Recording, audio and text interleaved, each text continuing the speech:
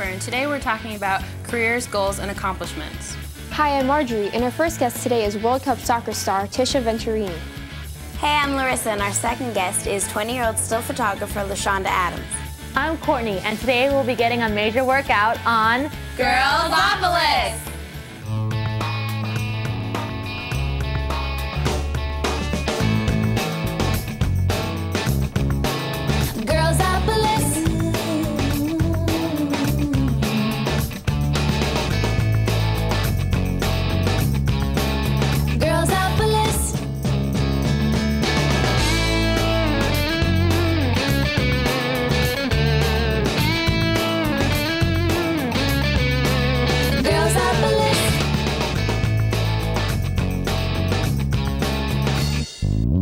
I'm going to read you something from this book, Girl Talk, some little facts that they have in here. And here it is.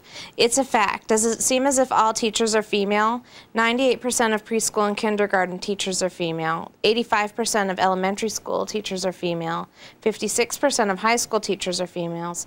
And only 27% of college and university professors are females. I think that's kind of strange because, I mean, I understand it because when you're in preschool, you need to be really sweet and nice and have lots of patience for little kids. But I feel like when you're older, they're kind of looking as girls or females as being not as smart. They don't encourage women to be professors. They just say, oh, like women are better, like in the younger ages or whatever, or like, I don't know. I think, or maybe women aren't made to feel comfortable or welcome. It's okay for like every you know, kindergarten or whatever to have like a female teacher or something, but in college I would like more women to be professors. I don't know, it just needs to be, I think, more equal.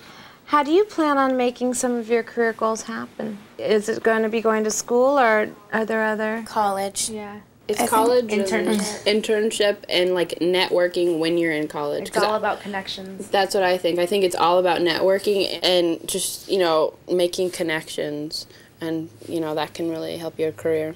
Who supports you and influences you as you guys get older in terms of choosing who you want to be and what you want to do and what you want to accomplish? I would say my parents, because, yeah, definitely. you know, I mean, thank God my parents are for me being an actress, because without them, I don't think I could actually, I don't think I would make the move to go out and do anything. Well, besides my parents, I also think like kids in your class motivate you. Like, not like competition, but it's like you want to be at the level with them. You want to be with the best, and that like motivates competition. me. Yeah, yeah, it's competition. Other than like family and, you know, kids helping you out, I think just like the people that you know, they kind of, you know, push you too. What are some of your accomplishments to date? Like, on the school newspaper, I'm the editor of the opinion page, and I'm hoping to be the editor-in-chief maybe when I'm a senior. I like writing too, and I wrote an essay, and I was chosen for the Museum of Tolerance, and I got to write in the Rose Parade last year. Wow. That was fun. And what was the topic of the essay? Intolerance in today's society, and you could pick like any like religion or background you wanted to. And what did you write? Well, I wrote about Native Americans. And it was fun. I didn't think I'd win, though, because there was, like, so many people that entered, and I don't know. Why didn't you think you would win? I don't know, because, like, little old me. Do you think women have a tougher time accomplishing their career goals because they think that it's just, you know, little old me, or, you know, they're not? I mean, do you face any of that at all? Do you think? You know what? Nowadays, I think women are girls growing up are really lucky because they do have a lot of opportunities and stuff, and there is a lot that has been accomplished for them, but there are still things like the glass ceiling and everything that women still have to overcome. There's still a lot of sexism and stuff. Not as much, but there is still.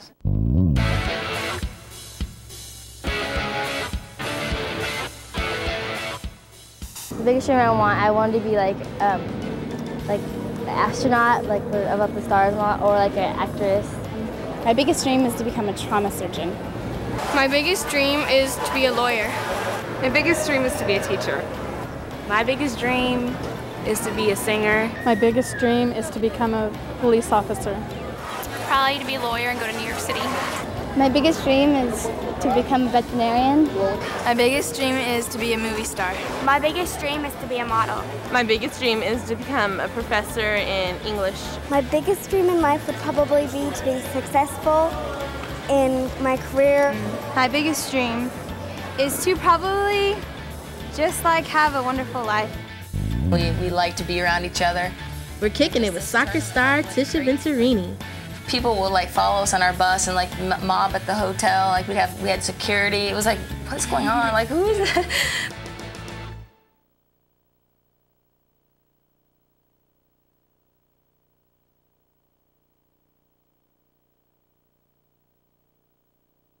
Girlzopolis.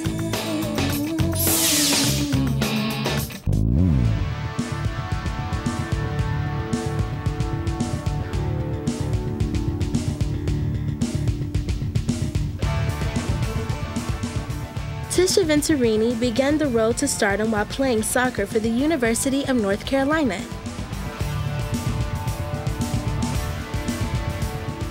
Through a lot of hard work and dedication, the midfielder and the other women of the U.S. national women's soccer team won the 1999 World Cup.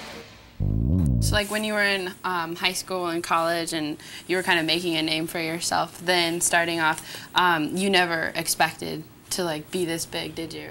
No, not really, because soccer, first of all, like women's sports was still like, you know, not at a very high level. There wasn't much on TV, and there was no Olympics for soccer when I first went to college. So I didn't have this dream that I was going to be in the Olympics, or I mean, I had the dream I always wanted to be in the Olympics, but I was playing soccer. I was like, you know, if it's not going to be in the Olympics, that's fine. I'm just going to do it because I love it and it makes me feel good. But you know, once all of a sudden it was the Olympics, and then it was a World Cup, and now it's a whole different story. Is that weird for you, like to be sort of like an overnight star? Yeah, I mean, some people were even bigger stars, but our team in general was like overnight. Was like everybody was interested, and which was kind of neat. And it's kind of cool because we're all pretty down to earth, fun, easygoing people. So it hasn't really changed any of us so much. I think just as much as we're just kind of worn out. Yeah. Do you consider yourself a role model to young girls? Yeah, definitely. I mean, I just did 3 weeks of soccer camp in different cities with like 300 kids at a time, and just, you should see the kids that come out there, and we're there all day for like 4 days, and they love it, and we love it because we get to hang out with them and teach them and play. But you know, the autographs and pictures, and the parents are the parents are worse. They're like trying to mob you, but it's really neat. It really is. Well, winning the World Cup is like a really big thing. How'd you feel? Like, was it just like, oh my gosh? It was bigger than we ever thought because. You know, we used to play and no one really knew who we were, and that's fine, and we'd get you know, some fans out there, but we always had a great time. And we did it because we loved it, and we liked to be around each other.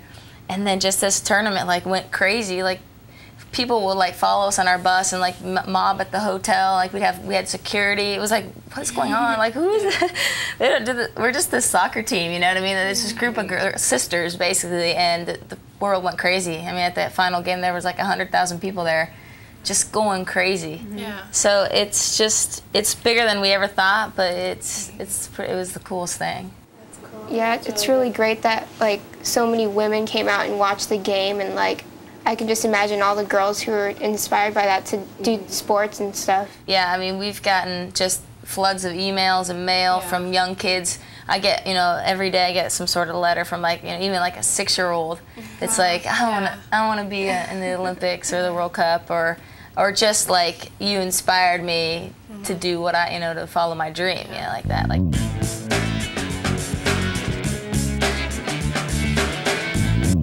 The WNBA and female soccer, like really making a big statement or whatever. It's becoming public now in America, and so many people are interested in women's sports. Are you happy that women are finally getting the limelight for being in sports now? Oh yeah, I mean, I've been watching sports my whole life, and I've always had to watch like football or baseball, you know, men's sports, and now there's the WNBA, and there's a women's professional softball league that you probably don't know much about, and then there's, you know, beach volleyball that women play, and I love it. I mean, I think it's important because I think that these young girls can see these athletes on TV. I mean, that's where they see is in TV, and now that we're starting to get out there, I think it's, you know, opening some eyes. Now it seems more possible. Yeah. More role models. Right. Too. Yeah, definitely. I think that's. We always had to look up to like men. Yeah, I mean, my idols were like Jerry Rice and like Joe Montana or Magic Johnson, you know. And now you ask the little girls who their role models are, and they're saying, you know, Mia Hamm or like Brandy Chastain or you know, Lisa Leslie, or you know, a female athlete, Marion Jones, the track runner. She's all over the place. So I think it's really cool. I think we're all wondering, what advice would you give to other girls who are interested in going for their goal in life? What would you say to them? You know, you start learning about goals when you're little, and you say all these goals, right, and then you forget, or you know, you just say them. And so I would actually like write them down and pin them up, and then I would like look at it all the time. And so that would like, you know, you can't ignore it. Like I'd be like, okay, I got to do this. And fortunately for me, not too many people told me I couldn't do something. You know, my family was always very supportive. My community was always like, play with the boys, you know, do whatever you're gonna do. But I was always challenging myself, and I just never took no for an answer. And I just if I wanted something, I did as much as I could to possibly get there. Well, your success and positive attitude, I think, sets a great example for everyone around you, and I think it makes people want to succeed more and go out and challenge themselves. So. Yeah. Thank you for coming. Thank you. Thank you. Thanks, guys.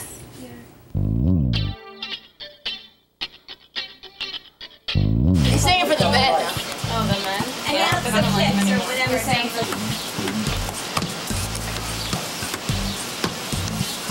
Yeah. good spread. Good. Ready? That hurt. Good one. Ready? Good. Look at that. You guys are pros. You need a little more weight on there. Yeah. No more. Slow. So you should feel it. You should feel it first. Over here. Good job. Aspiring photographer LaShonda Adams. Right. I'm really passionate about photography, and I just want to put everything into it.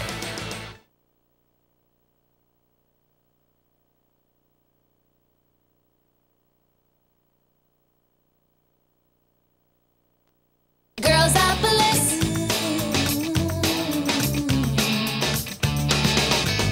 My name is LaShonda Adams, and I'm 20 years old, and I'm beginning my career as a still photographer. I'm a part of a nonprofit organization called Inner City Filmmakers, who gives an opportunity for youths to be a part of the film industry. In that organization, we have mentors, and here's with me is Rich Marchuka, still photographer. He has been giving me a lot of help and a lot of encouragement with beginning my career. Okay, good. Nice. How did you get started in still photography? Well, I always didn't want to be a still photographer. At first, I wanted to be a lawyer and a doctor, and that was basically because of the money that you could get from it, you know. But about a year and a half ago, I started thinking, you know, what do I really want to do? What really, you know, am I interested in? And photography was the answer. Well, I like to write, and I just feel like it's like self-expression and stuff. It just like feels great to be able to like, you know, say what I feel. So does photography sort of do that for you? Like, right. I think that's it. Basically, it's sort of it's like an expression of something that you want to get out. It's like something inside, and you don't know how to verbally say it, so you kind of show it. And that's kind of what photography does to me, you know, because a lot of people can talk and things like that, but that's just not me. I'm not really a talker. I'm more of like a listener and a feeler. Now, is it difficult at all being so young and maybe being like a minority? Is it difficult in any way, any setbacks? You know, starting out, everyone's just been really nice, and when you're on like movie sets and things like that, you look and you say, wow, there's a whole bunch of men here, you know, and you kind of think, gee, you know, is it going to be like this for a while? But, you know, with anything, there's just a lot of women just coming up, and as time has gone on, I've been visiting more sets. There have been more women. They're not just script supervisors or, you know, makeup and wardrobe, but they're actually, you know, camera operators and things like that. So that's encouraging. And I think the same thing with being a minority. It's kind of the same thing. You're seeing more minorities being camera operators and directors and things like that. So it's encouraging. You said when you were young, like, the root of the career you chose was because of the money. What made you really, like, want to follow your heart and the passion inside of you to do photography, even though you knew you wouldn't make a lot of money? Right. I'm really passionate about photography, and I just want to put everything into it. You know, if you're going to do something, it's your career, you sure better like it. You know, you're going to be doing it for a long time.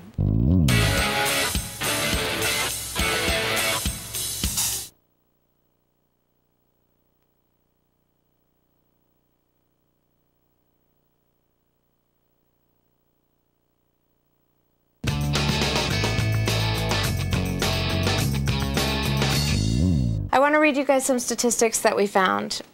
Nationwide, the Bureau of Labor Statistics finds that women who work full-time are paid only 74 cents for every dollar men earn, or $148 less each week.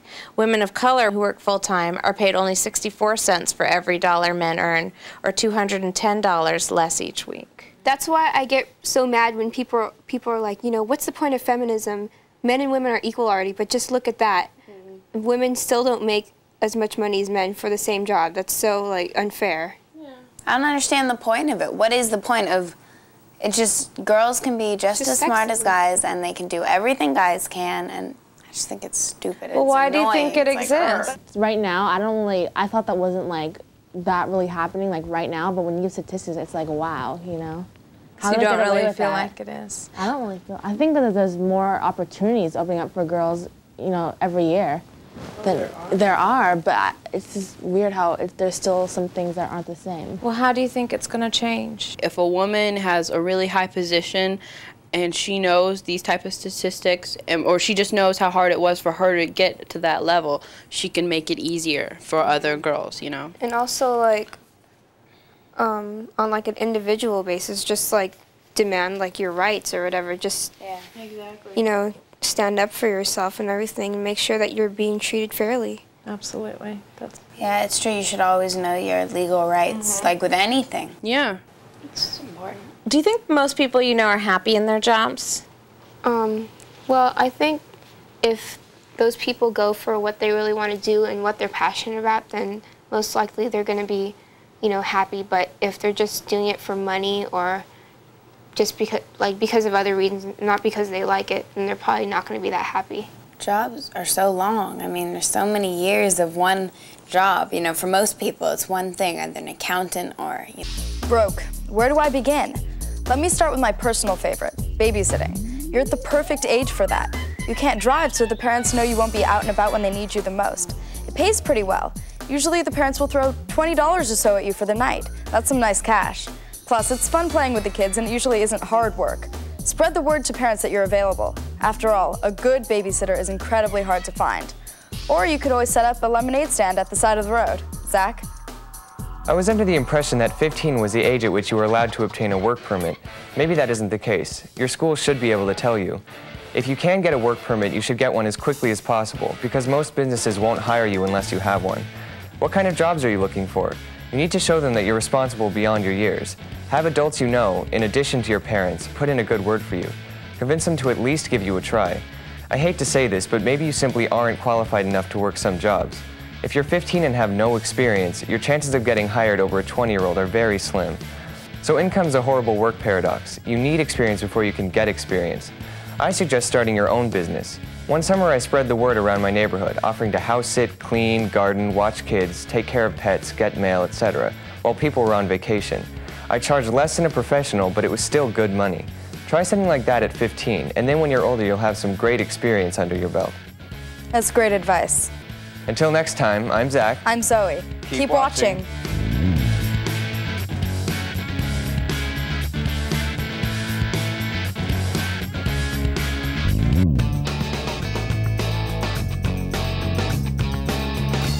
So let's wrap it up by going around and sharing a final thought for today.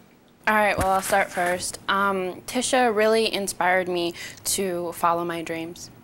Well, today I learned that even though, like, women have accomplished so much over the years, that, like, things like the glass ceiling and how women get paid less than men, it just shows that, like, feminism is so important and vital still, and the fight is not over. I'm just glad that I I'm living now, and I have more opportunities as a woman than my mom or my grandmother did, so I think I should just go for my goals. Everyone else should. I learned that you should really pick a job that you're passionate about and not just do it for the money or anything else, because you're stuck with that job for a long time.